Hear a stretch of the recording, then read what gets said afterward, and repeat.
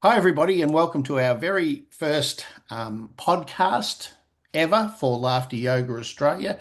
This initiative was born from one of our monthly Zoom meetings that we have where laughter yoga people from around Australia come together and share ideas. And someone said, "Why don't we have a podcast?" I said, "I don't know." So here it is. And essentially, what are we trying to do here? We're trying to let everybody know who we are and what we do. There's some misconceptions about laughter yoga, exactly what is it as well, too. So we're going to explore those. And more importantly, we're going to introduce you, I should say, to some what I would say significant people within our organization who are doing some amazing things. And that's what we're trying to do. The other thing that we determined for 2025 was a laughter revolution. And this is just to take everything that we're doing to another level. Why? Because the world is ready for us and we are ready for the world and assisting people in whatever way that we can. So this podcast is leading into all of those things.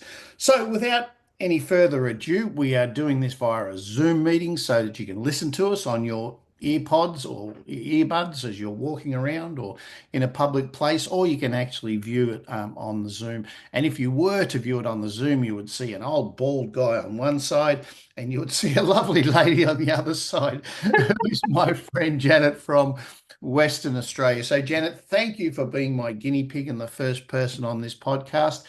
Janet, apart from laughter yoga and the amazing work that you do, who are you? Oh, thanks for the invitation to be here, Merv. I'm excited to share this debut with you. So I'm a wife and mother of two teenagers, and I'm very dedicated to spending quality time with my family and friends. When I do have some spare time, you'll find me in an Iyengar yoga class on a yoga mat, or taking lovely walks through nature. So I love devoting my life to the practice of being healthy, joyous, energetic, and connected with my community. So outside of that, I've had a career in community recreation, health promotion, and sports management, and also given a lot of hours of community service to organisations such as sporting clubs, school P&C, playgroups. So my joy comes from being connected with community and also providing activities and experiences that bring joy to others. That's what fuels my cup. Nice. So that leads me into you are now the president of Laugh WA. So give us a little bit of the history of Laugh WA and once again who they are and what they do.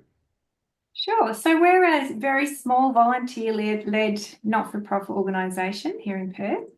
And the founder of the laughter yoga movement, Madan Kataria, travelled out to Perth in the year 2000 and held a workshop to share his teachings with a very small group of people. And from that, the Perth Laughter Club started in the year 2001. And Laugh WA was then created as an incorporated body to support the activities of the Perth Laughter Club. In the last 25 years, we've grown. We've seen other clubs develop. We now have four clubs in Western Australia, one in Bayswater in the northern suburbs, one in Willetton in the southern suburbs, one in Bunbury, regional southwest WA, and also an online club which runs on Saturday mornings on Zoom. So that's sort of our flagship activity, the four clubs, so we can access community members who can come along and have a regular laugh every week. In addition to that, we run the Laughter Leader training courses 2 or 3 times a year. So this is a fabulous opportunity for anyone who wants to learn more about how laughter can assist their well-being, but then they can take those skills to run a free laughter club in their community or run workshops in their workplace. And we also have trained leaders like myself who can be booked to do guest speakers and presentations at community groups and workplaces. So through our website, we have a process that you can make an inquiry, book a speaker, and we'll come out and energise and ignite your audience. So they're the sort of key activities that we do in Western Australia, and we're celebrating our 25th year this year, which is awesome. Wonderful. And this is a warts and all first podcast that we're doing. There's no editing. There's a one take. Take it as it comes. Give us the details of your website, please, so that people can go to it. Awesome. Yes, it's www.laughwa.org.au. And there's some really easy menu options at the top. You can go to either WA clubs, training, book a speaker. So all the things that I've just spoken about are really easy to navigate through our website. And if you need any information outside of that, there's a contact page where you can send an email. It'll arrive in my inbox and I'll respond to you promptly with an answer. Wonderful. So laughwa.org.au. Yes. Couldn't be clearer. That's fantastic. All right, let's get down to it. What got you into laughter? Everyone has a backstory about why they got into laughter, and I find them fascinating. I do know of yours, but for the purpose of the folks, please explain your situation and circumstances that led you to this rather weird and wacky and wonderful community. I'm very grateful that I found it. Yeah, look, my story's probably fairly typical in the sense that I discovered laughter yoga as a tool to improve my mental health. And I came across it in the year 2017. I was at a bit of a crossroad in my life. I had devoted 10 years to raising my children full time, and this was a choice. My husband and I wanted to make sure that we were the primary caregivers for our children. So I have two teenagers now, but in the early days, I was home with them until they started full-time school. So in 2017, I was ready to return to the workforce, but I was incredibly anxious about doing that because I'd been out of the workforce for 10 years. And during my years of parenting, I experienced a lot of anxiety and depression, and I put that down to the isolation of being at home, long hours with two young kids, being disconnected from a purpose outside of the home, and just worrying constantly whether I was doing the right thing as a parent, because it's a big responsibility to shape the lives of two young people. So in 2017, I went along to a women's health conference or health expo in my local area. And one of the options was to attend a laughter yoga workshop. And my mum was with me. So I said, come on, mum, this will be fun. Let's try this out together. Mhm. And what really amazed me was that within that half-hour workshop, my mindset totally flipped. I felt optimistic, I felt positive, energized. I was socially connected with a room full of strangers within half an hour, which really amazed me. And I felt so energetic. I just left that session feeling like I could conquer the world and, I wanted to achieve new things. And from that experience, because of my background in community recreation and health promotion, I was really inspired. I wanted to work out how I could do that for others, how I could bring that positivity into other people's lives. So in 2019, I trained as a leader and I was all set to share this with the world. And of course, COVID arrived and brought us all into lockdown. So I used those years to connect online with some other laughter leaders, to do a bit of study, research into the health benefits of laughter, and to, set up my own daily practice. And it was after COVID that I joined the Laugh WA committee as vice chair and then stepping into the chairperson's role, and then decided I needed a career change. I'd started in the workforce, but I needed something fresh, and the world needed more joy after COVID. So I then ventured into setting up my own business as a laughter leader, and that's where Abundant Laughter was born. So I'm now every week going out presenting in schools, aged care centres, libraries, workplaces, even private parties. And it's just continuing to feed that sense of joy, not only within me, but within the communities that I visit, which is just incredible. Wonderful. So that I don't miss these blatant plugs. So Abundant Laughter is your business name? Yes, that's right. And the website is abundantlaughter.com.au. Abundant, Abundant, laughter dot com.au. au. Beautiful. Well done. I want to take you back to a couple of things that you said and about bringing up children. Didn't know whether you were doing it right or not. I don't know why you didn't read the parenting manual that. I No, there did. is none, is there? That's right there. I had the privilege of bringing up three children as well too, and I didn't get access to the parenting manual either. It's amazing how we sort of make it up as we go and struggle, is this right? And there is no right or wrong. And now I'm observing my children bringing up their children, and they haven't got the parenting manual either. It's a really interesting concept. This is one of the few things that you do without any instruction or any feedback. You just go for it. And the other thing that I heard you say was isolation and lack of purpose with work. And that's what happened during COVID. That's what happened during COVID. We're all locked down, we're isolated, and some of us were without work or without work colleagues. So you're experiencing some dark times in that time. Why didn't you drift back into that when COVID hit? I would imagine that this would be a trigger to go back to that time. What kept you out of going back to that place?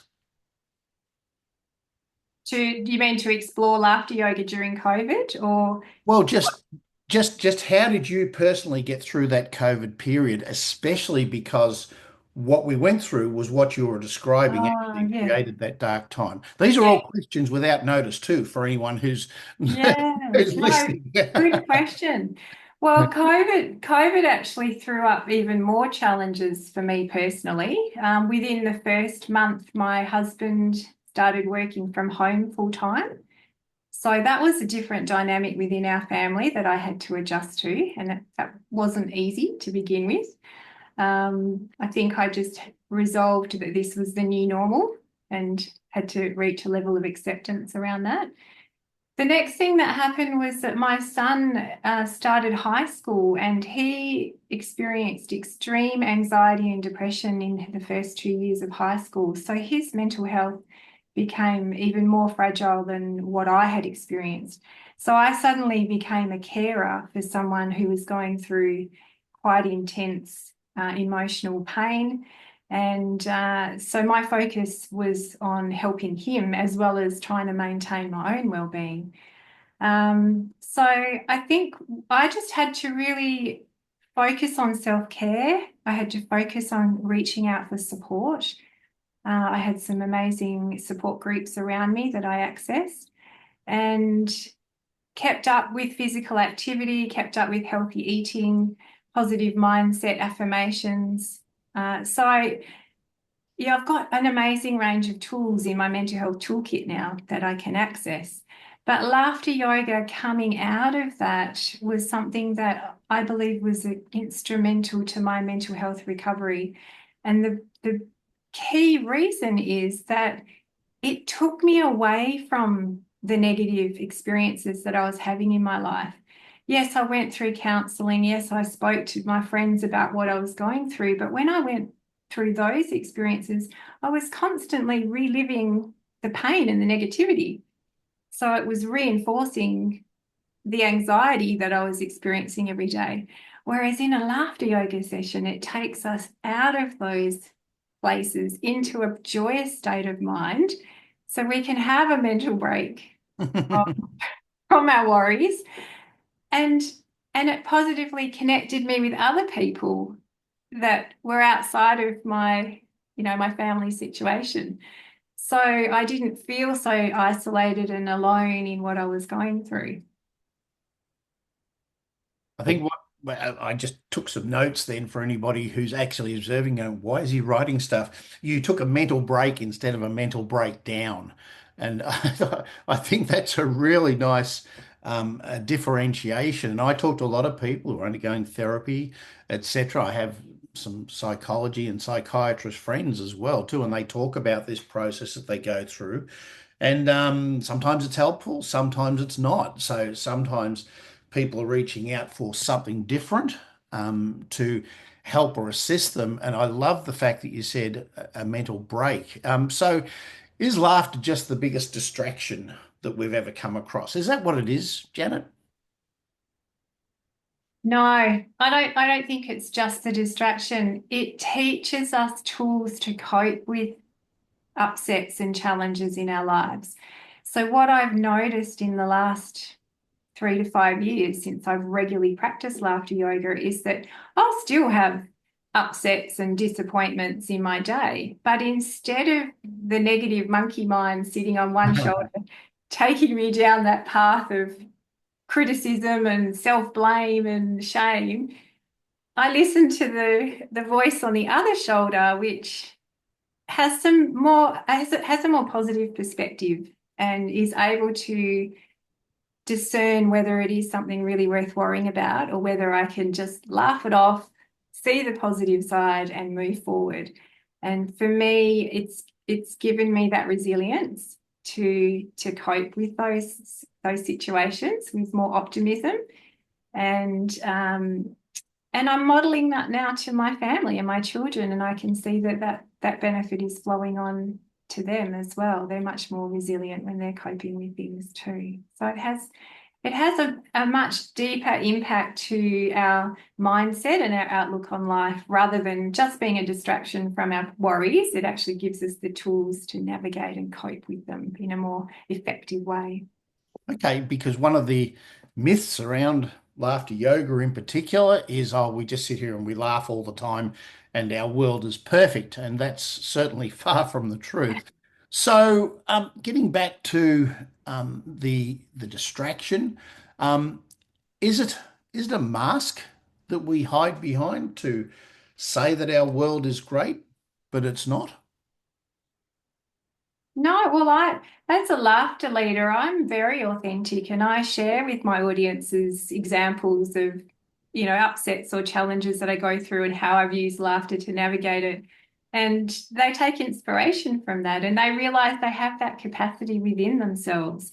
So in a laughter yoga workshop, we often practice those scenarios. We will simulate receiving an expensive electricity bill and laughing it off, or we will simulate the housework chore that we hate doing each week and we laugh along while we're doing that so that it brings Mhm. some positivity into our mindset. We associate something positive with that negative experience.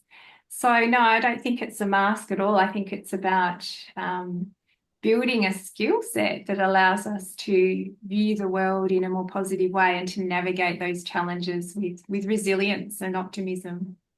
You also talked about the little voice. We've all got that little voice, and it become louder and more constant during COVID. I certainly had mine visiting me more often than not because I was isolated away from family and friends and work and the broader community per se.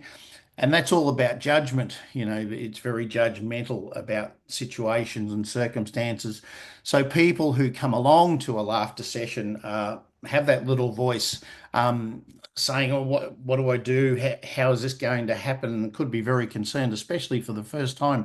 How do you personally help them to overcome that? I just say outright, this is going to feel weird for the first time. And that instantly puts them at ease that, it normalizes their feelings. And I then explain that it's more common for us to wait for a joke or a comedy to spark our laughter. But in laughter yoga, we're going to choose to laugh, essentially for no reason to begin with, but then it becomes contagious. So it's about explaining the value of using simulated laughter to stimulate the genuine laughter because we get all the health benefits anyway. So that's the first thing that I do. The second thing I do is just to really gently warm them up to the experience. And it's about connecting with the areas of their body where the laughter sounds come from. So I ask them to place their hand on their throat for a giggle sound, on their chest for the ha ha ha sound, and on their belly for the ho ho ho sound. And just simply by bringing that awareness to them about how the body creates laughter really starts to break down some of those inhibitions that they bring into the session. And what brings people back? Why do you believe they keep coming back? I think for a lot of them, it's the opportunity to be playful. You know, as adults, we live very serious lives, and we're always trying to achieve things and tick things off our to-do list and just survive. But it's this opportunity to come and be playful and be joyful and connect with others in a really positive way. I think that's really what brings them, because the laughter breaks down social barriers, it connects people, and at the end of the session, they're standing around over a cup of tea having a chat like old friends. So it's also that bonding that the laughter creates between the group members that allows them to feel a sense of belonging and a sense of, yeah, I want to come back and experience this wonderful feeling. That's my perception of why people return. Yeah. And you must have had some amazing stories from others. So we've heard your story as to why and how and the circumstances that you got into laughter yoga and how you use it as a tool, as a part of your toolkit to assist you in dealing with life's challenges. What about some stories, without naming any names, from people who have come to your laughter club in particular and coming back on a regular basis, or as I've experienced some amazing stories of people when you go out and do a commercial gig, or a gig in someone's workplace or something like that, we're always hearing these amazing stories of transformation. Do you have one to share? Yeah, I do. This one really tugs at my heartstrings every time I share it. So coming out of COVID, the very first community presentation that I did was with a Lions Club. And I was incredibly nervous because I hadn't presented for a couple of years. But I presented a very short 20-minute taster, and probably 5 minutes of that was speaking, and then there was just 15 minutes of the experience of laughter exercises and deep breathing. And so I left that session hoping that it had, a positive impact on the audience, but really not knowing, because I never saw them again. However, 6 months later, I was sitting with my parents having a cup of tea and my mobile phone rang. And I didn't recognize the number, but I answered it. And this lady said, I have been meaning to call you for months because I came to your session at the Lions Club 6 months ago. And I wanted you to know that ever since then, I have been able to laugh more easily. She said, I experienced childhood trauma, which inhibited my ability to laugh. But that one laughter yoga session unlocked something in me, and I have been able to laugh more easily ever since. And I just went, wow, that to have that impact on in a one 20-minute session, like for me, that was just such reassurance that I was doing what I was meant to be doing after COVID and having that positive impact on people's lives. So that was truly an inspiration for her, to share that with me. And then on the back of that, I presented just a couple of weeks ago to a group of seniors. Again, it was about a 45-minute session. And I didn't know anyone in the room, but they all came out of curiosity to try this laughter yoga session.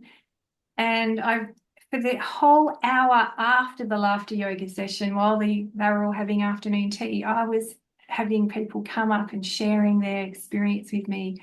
And 3 individuals said to me, what I loved most about that session was that it brought back joyous memories of laughing with my siblings when we were children. And the joy, the times that we shared and the playfulness that we had. And they were actually in tears because either those siblings were living overseas, they don't see them anymore, or they had passed on. And they just wish they'd had more opportunity to laugh with their siblings during their life. So it was a bittersweet, joy, tears of joy, I guess, in recalling those moments with their siblings. I've often said to people that during a laughter session, we're playing with people's emotions, and a whole lot of emotions can come up. There will be emotions of joy and happiness and pleasure, and then memories that maybe weren't so happy and pleasant as well too. So it's really, really interesting the feedback that we do get as laughter leaders about the impact that laughter has, or and in particular a laughter session has on different individuals. And finally, because our time is up, I knew we'd get there really, really quickly. We're trying to keep this to half an hour, and Janet said before we started we're chatters, so it'll be hard to keep to that half an hour. So, so we've done it. We said that we want to create a laughter revolution in 2025. What have we got to do? This is a part of it, getting these podcasts out to the broader laughter yoga community to let them know what it is we're doing and how passionate we are about what we're doing. But what aren't we doing? What else do we need to do, Janet, to get this laughter revolution happening this year? So in Australia, we need to bust the myth that laughter yoga is all about getting on a yoga mat and doing stretches and having a laugh. That is not the case. So Yeah. that's the first step. And then the second one is really educating people that laughter is a tool that we can use anywhere, anytime to shift our mindset and bring in positive emotions. So we don't have to wait to go to a laughter yoga class. That's simply the environment where we practice while we're feeling well so that we can then use it in times when we're struggling. But laughter can be turned on at any time. We can choose to laugh at any time. And even though it starts out feeling a bit weird and fake, it quickly turns into a genuine laugh. And as leaders, we know that it releases happy endorphins, it reduces our cortisol levels, it brings out a sense of relaxation. So it has a really immediate impact. And I often share in my laughter sessions where I like to laugh on my own. And my favourite place, Merv, is in the car. Oh. So predominantly because if I laugh at home, my teenagers will think I'm a bit cuckoo. So I love the car when I'm driving on my own. I have no one to judge or comment. I can just, allow my genuine laughter to come out. And it's something that I can do while I'm driving. The cars are passing by. If they turn and look at me, they might just think I'm listening to something funny on the radio. Indeed. But I don't have anything else that I need to do while I'm driving. So I can stimulate the laughter from within, allow it to flow. And for me, it's a really great way to reset my frame of mind. If I've just come from a stressful meeting or, I feel a bit frazzled after being in a shopping centre for a couple of hours. I can just laugh and it lifts my mood, reduces my stress so that when I arrive home to my family, I'm a much more pleasant person to be around. So Wonderful. And you're a blogger as well, I believe. I've created a few blogs. Yes, so I Can we there, find them? there is a blog on my website, 5 easy ways to laugh with yourself. And so you can find that at abundantlaughter.com.au. And I challenge you to give it a go. It works. Wonderful. Thank you, Janet Whitfield, President of Laugh WA and all-round amazing person doing some wonderful work for the laughter yoga community. This is the type of people that we have involved with us, and hopefully you've got the message that things are changing, especially here in laughter in Australia anyway, regarding laughter yoga and our perception and the message that we want to get out there. So thank you, Janet. Sincerely, it's been a delight. And we look forward to bringing you podcast number 2 next month. Thanks, Janet, very much. Love your work, Merv. Thank Bye you. bye.